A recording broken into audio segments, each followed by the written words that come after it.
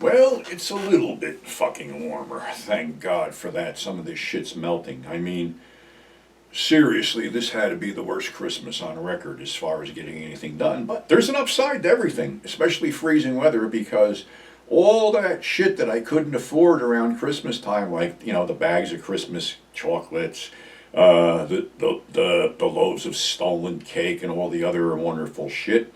Well, being everybody got sort of fucked on Friday and got froze out on Saturday, and being that Sunday was Christmas, it's now Wednesday, and guess what? These stores are full of that stuff at a very, very low price, which makes me very happy that I can afford some Christmas fucking treats. Of course, I might be 400 pounds by June, by the time June rolls around, but we won't do that. But anyway, it's been an interesting year. That's all I can say. We managed to put out Grindhouse Resurrection despite the obstacles that were thrown in front of us by some certain people. And Grindhouse Resurrection will continue. The next issue will be out probably in February. We're going to have to make some changes, though. We're going to have a meeting of the minds probably toward the end of January. I'm going to get everybody together because we have to make some decisions. And it's great to use a local publisher. It's great to keep the money in the community and support the local businesses. But unfortunately, it seems that all the small mom and pop shops are being squeezed. And we all know who's doing the squeezing. It's corporate America. So we may have to go back to Amazon, and I want to do it for the specific reason that our overseas fans can get our product without having to pay the ridiculous shipping charges that occur over here. I mean, it's like fucking $20 to ship a magazine to Great Britain, even more to Australia. Excuse me. I had some friends in Denmark, and it cost them $30. Of course, I cut my price as much as I can without losing money. But it comes a time, and maybe people aren't aware of this, but now, due to some fucked up law that was passed, I don't know which administration passed it, if you do any more than $600 on any internet platform, they turn you into the IRS. Now, it's bad enough that we make minimal money doing this. Now, what little money we make is going to be taxed. It's not fair. It's not right. And what happened about going after the big corporations? And don't hand me the bullshit that you're hiring all these IRS agents to fucking go after the rich people that got loopholes. The rich people don't pay taxes. It's that fucking simple.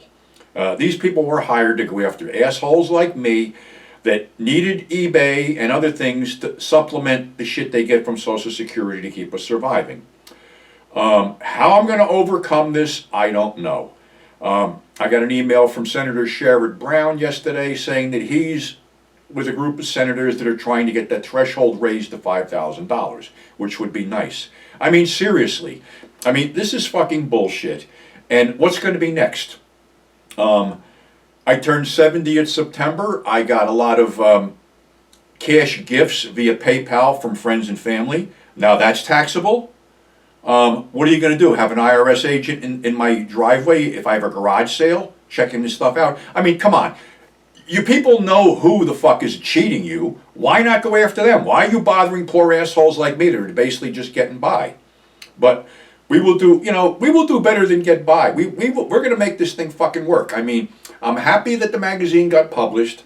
I'm happy that the initial print run sold out. I'm happy about Two-Fisted Tales of Times Square getting published, and I'm happy that I sold like 50 copies in less than 24 hours.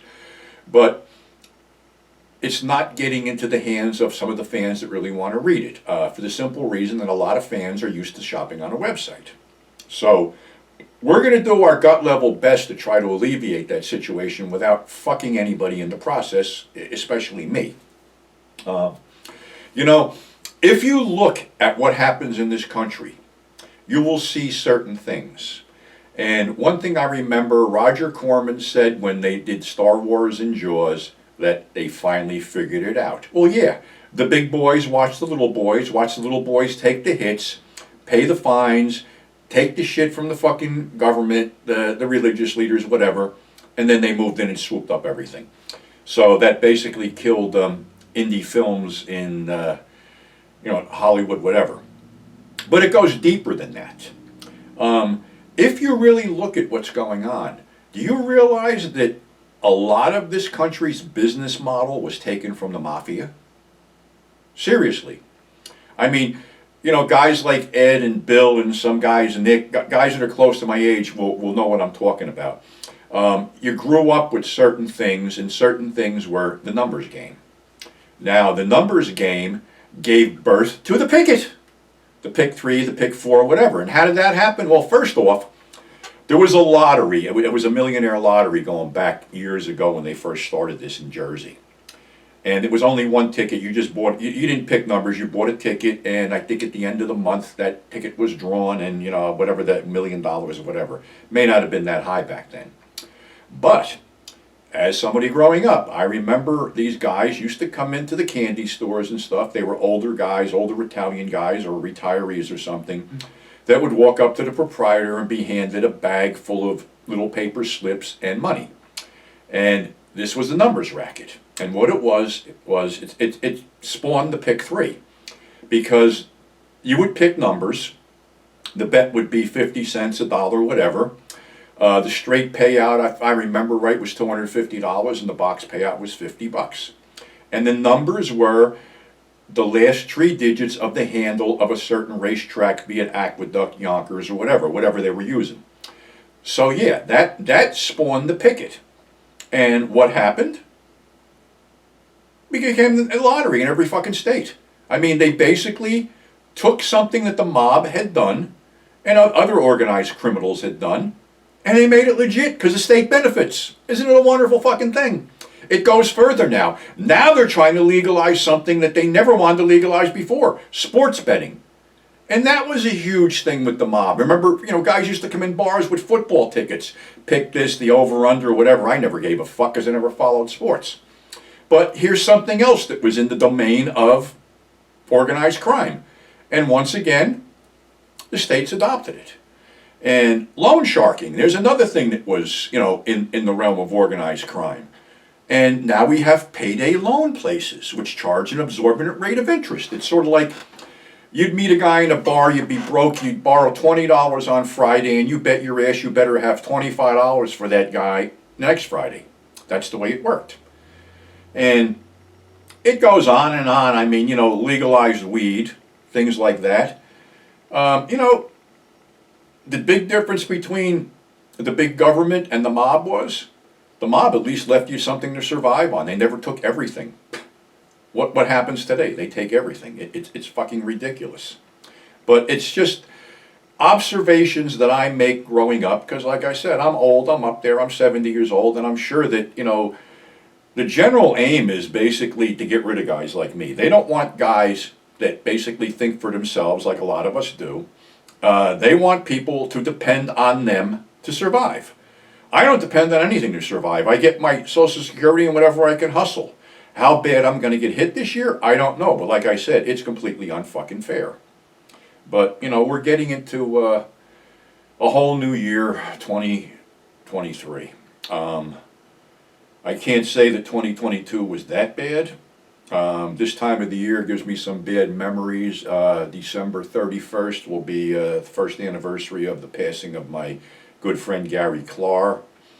And that was very sad because, Gary had ALS and couldn't talk and was basically, he wasn't an internet guy, but they taught him how to email. And up until a couple days before he passed away, I was in constant touch trying to keep his spirits up and everything like that. Gary was a good guy and I miss him tremendously. I miss a lot of these people tremendously. But I'm going to keep on going on. I mean, what else can you do? I mean, there's plenty of movies to talk about. There's plenty more stories to talk about. John wanted, he goes, you should make a book about Big Al stories. Well, let's not go there because Big Al, even though we were friends, Big Al was one of the craziest and most violent fuckers I ever met in my entire life. And sometimes I was on the receiving end of his violence. He just liked to fight. He took no shit. And a funny Big Al story would be, He inherited a house from his aunt that was in really sad shape of repairing, but then Al never really fixed anything. He just coasted. This house was in the way of what was going to be Route 280. I believe it was in Orange, New Jersey. So his house was in that eminent domain thing where they were going to take it. And, they hemmed and hawed about paying him. And he held out for money, and he was one of the last guys to bail. But after he bailed, and after everything was paid off, he realized that he had completely fucked up. He never paid the property taxes for 3 years, so there went the money. So basically, he sold this fucking house that was falling down around him, but wasn't going to go anywhere. And they kept trying to get him out. They turned off the fucking water. He'd come over to my house with a 5-gallon spackle bucket and fill it full of water. They turned off the electric and gas. He'd barbecue outside and use flashlights and lanterns. He stayed in that fucking house until finally they basically walked him out of it, hit it with a wrecking ball. So that was Big Al. Big Al was his own fucking man and was one crazy bastard, and sometimes he was really cool to hang around with, and other times you just wanted to get the fuck out of the way. So that's one Big Al story. Some other ones I can't fucking tell because it involved people getting the shit beat out of them and him going nuts sometimes. He was not somebody you wanted to get drunk with. As I was not somebody you wanted to get drunk with in certain instances either. His demon was Jack Daniels, my demon was tequila. I never knew how it would affect me. And with him and Jack Daniels, obviously the night would end in a fucking brawl. So that's a Big Al story. As far as New Year's goes, it'll probably be me crashing out about 9 o'clock like I usually do. But I want to wish everyone the best for a happy and most of all healthy 2023. The staff at Midnight Magazine, the staff at Alternative Cinema, friends, fans, there's just too many of you to mention. The great writers that we have working on Grindhouse Purgatory, and some people that I've connected with this year that I hadn't seen in years, like Bill Karschmidt and some other guys. I'm not retiring. When I retire, there'll be a death notice put up. That's all I can say. I see no reason to stop doing this unless I'm completely put out of business, and I don't want that to happen. But I never expected the response to this channel that's happened. We got over 1,000 subscribers. I will be selling more stuff on here down the road.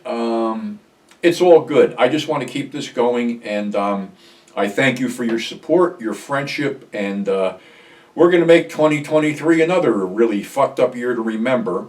So again, I wish you all a very happy and healthy new year. I urge you to stay safe. Don't take chances with all these fucking diseases going on around here. And take care of the people close to you, because that's what counts. I mean, I've had friends, I've lost friends, I've had people cop attitudes toward me for whatever reason, and it's a fucking waste of time to even dwell on that stuff. I want positive people in my life. I try to, spread a positive word to keep, the genre alive, and that's what I'll continue to do next year. So until next week, when I come up with some new fucking ideas, let me wish you all a very happy fucking new year. And again, stay safe, I love you, and I'll catch you on the flip side.